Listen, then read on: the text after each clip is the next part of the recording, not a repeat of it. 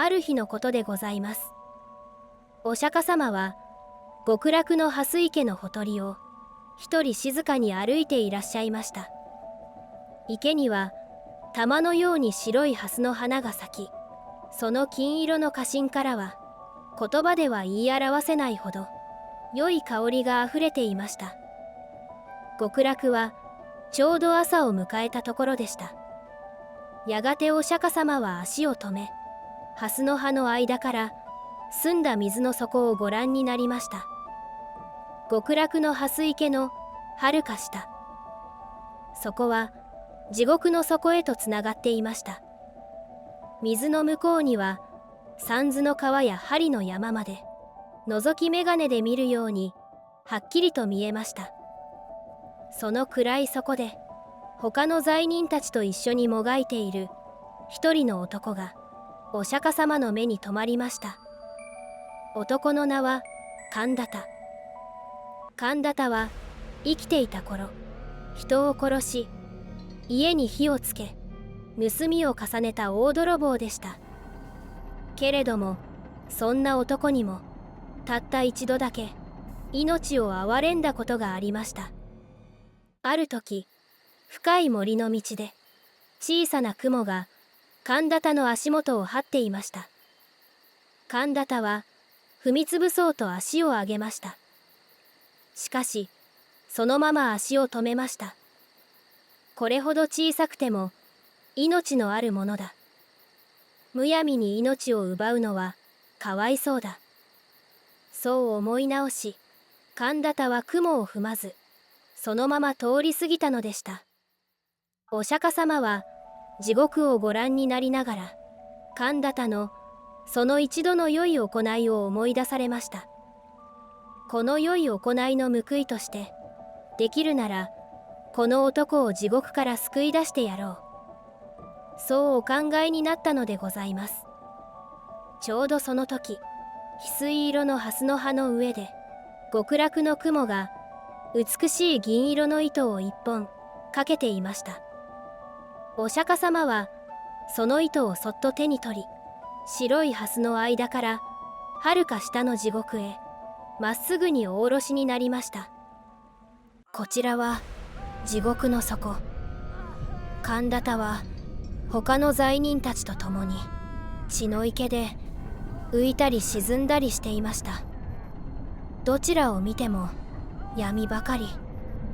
たまに見える光は遠い針の山の先が鈍く光るだけでした。辺りは墓の中のように静まり返り、聞こえるのは責め苦に疲れた罪人たちのかすかなため息だけ。神田田も暗い赤い水にむせながらただ力なくもがいていました。その時です。何気なく顔を上げた神田田は暗闇の中にかすかな光を見つけました。遠い遠い天井から銀色の雲の糸が一本音もなくまっすぐに降りてきます。神田田の目に久しぶりの光が戻りました。この糸にすがってどこまでも登っていけば地獄から抜け出せる。うまくすれば極楽へ入れるかもしれない。もう針の山へ追い上げられることも血の池へ沈められることもない。神田田は夢中でその糸に手を伸ばしました。神田田は両手で糸をつかみ上へと登り始めました。もともと大泥棒です。高いところへ登ることには昔から慣れていました。けれども地獄と極楽の間は気の遠くなるほど遠く離れています。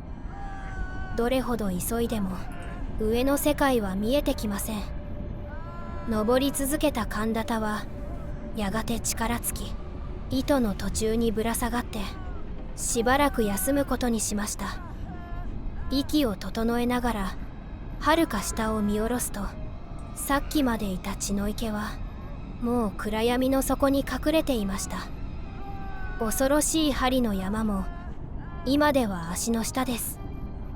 このまま登れば地獄を抜け出せる。神田田は何年もの間出したことのない声で笑いました。閉めた閉めた。ところがふと気づきました。糸の下に数えきれないほどの罪人たちが連なっていたのです。血の池の底からまるでアリの行列のように上へ上へと登ってきます。神田田の喜びは一瞬で恐怖に変わりました。自分一人でさえ切れそうなこの細い糸がこれほど大勢の重みに耐えられるはずがない。もし糸が切れればここまで登ってきた自分まで再び地獄へ落ちてしまう。早くどうにかしなければ。神田田の目にはもう自分以外のものの苦しみは映っていませんでした。神田田は下に向かって大声で叫びました。こら罪人ども、この雲の糸は俺のものだぞ。お前たちは一体誰に聞いて登ってきた。降りろ降りろ。その声は暗い地獄の中へ響いていきました。その途端でございます。それまで大勢の重みにも耐えていた雲の糸が神田田のぶら下がっているその場所からぷつりと切れました。神田田は声を上げる間もなく暗闇の底へ真っ逆さまに落ちていきました。体は駒のようにくるくると回り、やがてその姿は深い闇の中へ消えてしまいました。後には切れた銀色の糸だけが月も星もない空の途中に短く垂れていました。お釈迦様は極楽の蓮池のほとりに立ち、その一部始終をじっと見ていらっしゃいました。神田田が血の池の底へ石のように沈んでしまうと、お釈迦様は悲しそうなお顔をなさいました。自分だけが地獄から抜け出そうとした神田田の無慈悲な心、その心にふさわしい結果を受け、再び地獄へ落ちていったことが浅ましく思われたのでございましょう。けれども極楽の蓮たちはその出来事に少しも構う様子はありません。